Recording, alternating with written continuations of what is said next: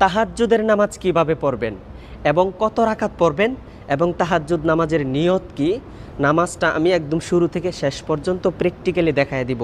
ভিডিওটি কেউ টান দিবেন না, মনোযোগ সহকারে শেষ পর্যন্ত ভিডিওটা দেখবেন। দেখেন, গভীর রাত, চারিদিকে সকল মানুষ ঘুমিয়ে পড়েছে, আপনি একা একা ঘুম থেকে উঠে সুন্দর করে অজু করে তারপরে জায়নামাজে দাঁড়িয়ে আপনার মাওলার জন্য 2 রাকাত নামাজ পড়ে আপনার জীবনের সমস্ত গুনাহের জন্য মাফ চান। আপনি জীবনে এমন বড় কোনো স্বপ্ন আছে যে স্বপ্নটা আপনি পূরণ করতে চান, আপনি আপনার মাওলার কাছে বলেন। তাহলে এই তাহাজ্জুদ নামাজের নিয়তটা কিভাবে করবেন? দেখেন, অনেকে আরবিতে নিয়ত করতে চান।